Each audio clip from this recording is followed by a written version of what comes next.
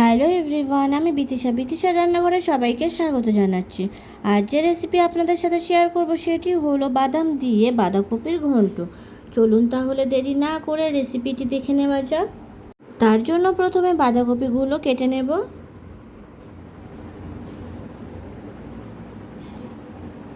কড়াইতে পরিমাণ মতো সর্ষের তেল গরম করে তাতে শুকনো লঙ্কা ও তেজপাতা ফোড়ন দেব। ফোড়ন ভাজা হলে দিয়ে দেব পেঁয়াজ কুচি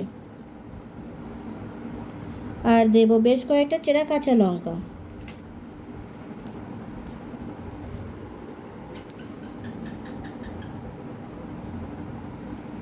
পেঁয়াজ কাঁচা লঙ্কা ভাজা হলে দিয়ে দেব পরিমাণ মতো লবণ,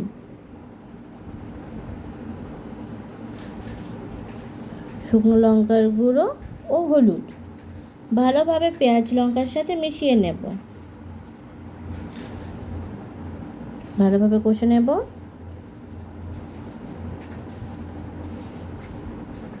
এরপর দিয়ে দেব ভাজা বাদাম। 2 থেকে 3 মিনিট ভেজে নিয়ে দিয়ে দেব টমেটো কুচি আর দেব আদা বাটা।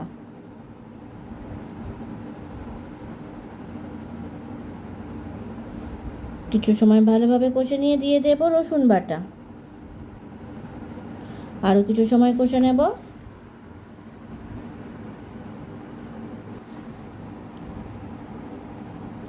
আদা রসুনের কাঁচা গন্ধ চলে গেলে দিয়ে দেব মরিচ গুঁড়ো, জিরে গুঁড়ো, গুঁড়ো মশলা পেঁয়াজ রসুনের সাথে মিশিয়ে আরও কিছু সময় কষে নেব।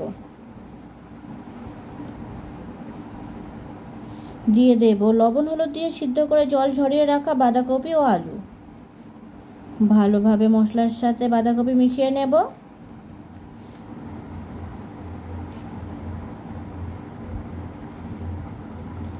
দিয়ে দেব অল্প শুকনো লঙ্কার গুঁড়ো ও কাশ্মীরি লঙ্কার গুঁড়ো।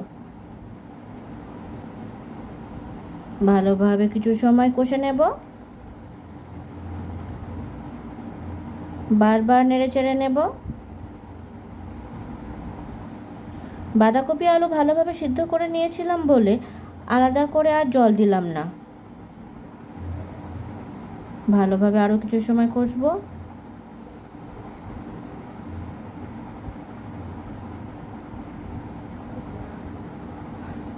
বাঁধাকপি বেশ শুকনো শুকনো হয়ে গেছে। দিয়ে দেব গরম মশলার গুঁড়ো,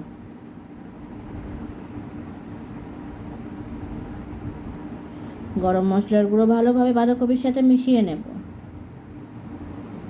তৈরি হয়ে গেছে বাদাম দিয়ে বাঁধাকপির ঘন্ট। ভিডিওটি কেমন হয়েছে অবশ্যই কমেন্ট করে জানাবেন। আর ভিডিওটি যদি আপনাদের ভালো লাগে তাহলে আমার চ্যানেলটিকে সাবস্ক্রাইব করতে একদম ভুলবেন না। ধন্যবাদ।